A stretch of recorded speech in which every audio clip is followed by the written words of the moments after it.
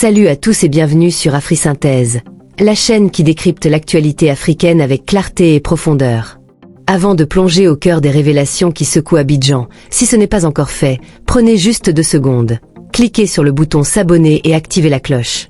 Votre soutien est essentiel pour nous permettre de continuer à vous offrir ce niveau d'analyse exclusif. On compte sur vous. Ce soir, nous ouvrons un chapitre brûlant de l'histoire politique ivoirienne. Suite aux accusations explosives de Charles Blé Goudé, l'ancien cadre d'Amba Traoré est sur notre plateau pour exercer son droit de réponse. Il n'hésite pas à s'exprimer sur des moments critiques, notamment la fameuse scène de la CPI et l'épineuse question de la division du FPI. Préparez-vous à un déballage inédit, riche en faits, en dates et en coulisses. Qui disait la vérité? Qui cachait son jeu?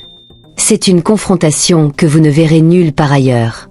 L'extrait commence maintenant. Tenez-vous bien. Du FPI, du PPAC, on a eu le temps de le présenter à l'entame de cette émission.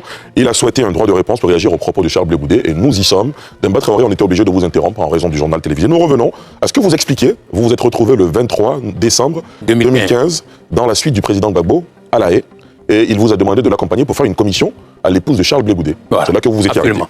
Précision, c'est pas une suite. Comme je vous dis, c'est un hall. C'est cela. Vous avez le salon dans lequel le président, salon en termes de fauteuil, et puis de l'autre côté, dans le fond de la salle, Charles Blé Goudé, au milieu, en général, les gardes qui sont là, qui surveillent plus ou moins. Tout à fait. Donc, c'est ce jour-là que je l'ai accompagné, parler à la femme de Charles Blé Goudé, qui était venue à la machine de boisson, et puis, Charles Blé Goudé, ayant vu le président s'adresser à son épouse, s'est approché de nous. Et il est arrivé juste dans le temps où le président demandait à sa femme, sachant, parce que ce n'est pas au hasard, il y a beaucoup de visiteurs qui viennent, on peut se dire, mais pourquoi c'est elle? Mais en réalité... C'est la question qu'on allait vous poser, mais voilà, j'anticipe. Bien sûr. Parce que elle est très proche de Angeline Kili, c'est connu, qui est l'épouse de Pascal Affi-N'Guessan. Et le message était destiné, donc, au Premier ministre Pascal Affi-N'Guessan. Est-ce que vous voyez? Et ce n'était pas non plus un fait de hasard, parce que j'étais très régulier à La Haye. Donc j'ai plus ou moins assisté à pas mal de choses où quelquefois je me suis retrouvé dans certaines confidences. En fait, M. Charles Blé Goudé qui dit que sa femme ne fait pas de politique, et il avait d'ailleurs reconnu ce fait sur un autre plateau télé, et il a dit pourquoi c'est sa femme, mais il avait mis sa femme en mission justement pour faire une commission de Mme Kili à Mme Nadi Bamba. Voilà comment on dit, bon, avant même de faire ça, on va dire retour à l'envoyeur, on va lui dire d'aller donner une commission à Angeline Kili, Madame Angeline Kili, pour son épouse. Est-ce que vous comprenez pourquoi ça a été elle? Sinon, beaucoup de gens viennent là, et puis bon, voilà. Oui, parce que lui, il estime que sa femme n'est ni militante ni responsable du parti. Pourquoi c'est elle que le président Gbagbo envoie? Mais vous venez d'expliquer que c'est parce que lui aussi, selon vos dires, il avait envoyé sa femme vers voilà, l'épouse du président Gbagbo. L'épouse du président Gbagbo. Très bien. Donc ça, c'est un fait. C'est une sorte de parallélisme de forme que vous avez voulu appliquer. C'est pas moi. Oui, moi, bien sûr. Juste non, quand je dis vous, je parlais du voilà, Gbagbo. Le président a appliqué ce parallélisme de forme parce qu'il savait, parce que en le disant à la femme de Blé Goudé, Solange, amie à Angeline Kili, la commission arriverait à bon port. Parce qu'entre-temps, il ne faut pas oublier que pas mal d'autres personnes avaient déjà fait la commission au président Affi. Il avait dit que non, que ce n'est pas vrai. Et vous allez comprendre pourquoi ce n'était pas vrai. Et pourquoi Charles Blé Goudé refuse que sa femme fasse cette commission. Parce qu'il n'avait pas intérêt à ce que cette commission soit faite. Pourquoi il n'avait pas intérêt? Mais je vous l'explique. Bien sûr, dites-nous. Charles Blé Goudé a été pris en flagrant délit de division du Front populaire ivoirien. Comment? Depuis sa cellule. Je suis là, je vous l'explique. Bien sûr. Voilà. Comment Père Sonam, ingénieur Yoambi, intérimaire de Charles Blé Goudé pour le compte du COGEP, est débauché ou décide de quitter le COGEP parce que selon lui, ça c'est que plus tard, ingénieur même m'a confié, Père Sonam, je vous ai envoyé un courant pour dire que je ne vous dirai que la vérité. Ingénieur s'est retrouvé auprès de feu Abdourahmane Sangaré. C'est documenté, ça peut être prouvé. Charles Blé Goudé a trouvé que le FPI divisait son mouvement, son parti politique, et que lui aussi, il a juré de détruire le FPI. Mais comment le FPI divisait le COGEP? Je vous ai expliqué tout à l'heure qu'ingénieur qui assurait l'intérim de Charles Blé Goudé en Côte d'Ivoire pour le mouvement COGEP, qui n'était pas encore un mouvement à l'époque, ok, se retrouve au FPI, tendance Abdourahmane Sangaré, comme on le disait à l'époque, parce qu'il dit qu'il n'avait jamais été question que le COGEP devienne un parti politique. Donc quand il décide... Donc, ingénieur aurait viré au FPI. Au FPI. Il est même décédé militant du FPI. Très bien. Et parce qu'ils estimaient qu'ils ont créé ce mouvement-là, c'était pour soutenir le FPI, mais pas pour être un parti concurrent. C'est une interprétation ou bien il vous l'a C'est des faits, c'est ce que je vous dis. Je n'interprète pas, je parle de faits. C'est un génore qui Un vous l'a génore, confié. il n'est pas de ce monde aujourd'hui, je n'ai aucune raison de venir.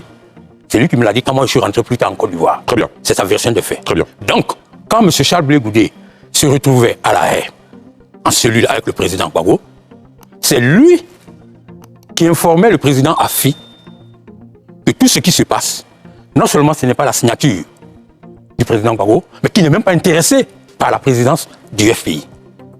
Que les gens qui manigancent tout cela, c'est Mme Nadi Bamba, c'est Stéphane Kipré, c'est Demba Traoré, c'est Abdon Baïto. Abdon Baïto était le représentant du Fonds populaire ivoirien en Angleterre. Moi, j'étais à l'époque représentant du FPI aux États-Unis et on était très réguliers à La Haye. J'ai arrêté de compter mes visites au président Gbagbo en prison quand ça a atteint 100 et je ne vivais pas en Europe. Et c'est documenté, c'est sur les réseaux fact-checking. Le président Afi, à l'époque, a fait des déclarations sur les réseaux sociaux pour citer les 4 personnes dont je viens de vous parler. Il nous a cités nommément. Et c'est voilà, il faut dire que c'est nous et que lui aussi avait ses entrées à la CPI. Il a ajouté cela. Donc, vous comprenez que pourquoi M. Charles Blé Goudé avait des raisons objectives.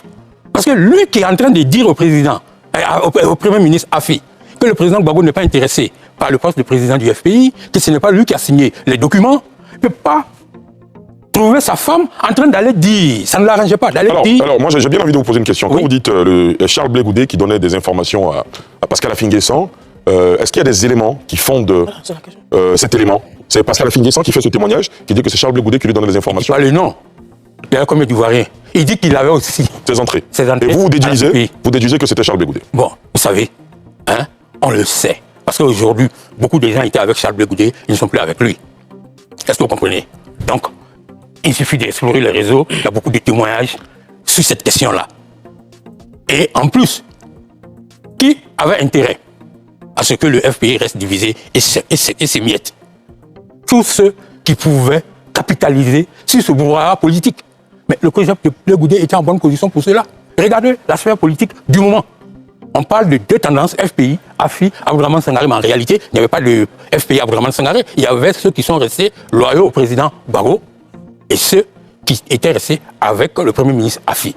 Et Blé Goudé voulait capitaliser sur cette division-là. D'accord. Alors, et si vous allez plus loin, si on veut aller plus loin, oui, ça fera partie des premiers points de discorde.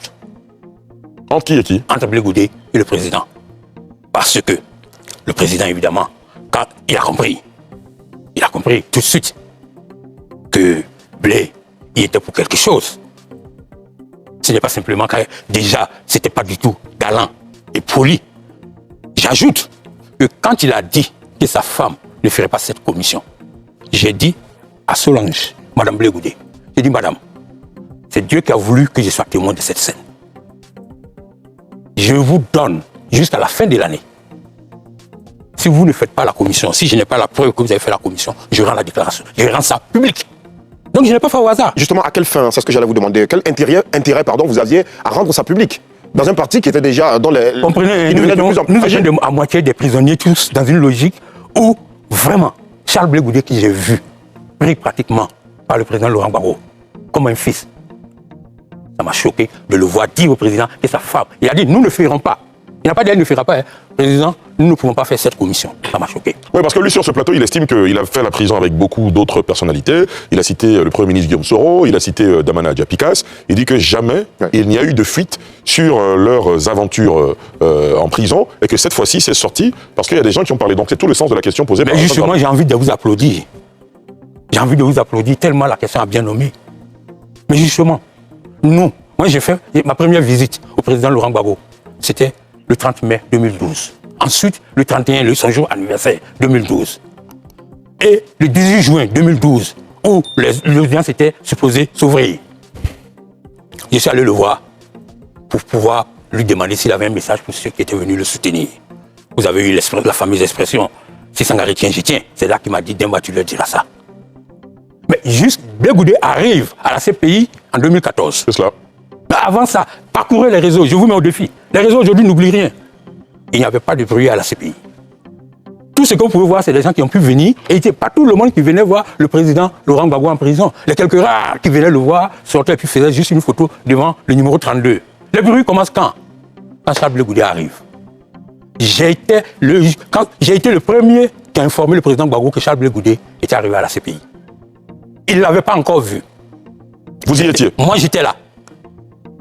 Si j'ai bonne mémoire, mars 2014. C'est moi qui lui dis, il a été déporté à la CPI. Ça a été une des journées de mémoire de mes nombreuses visites.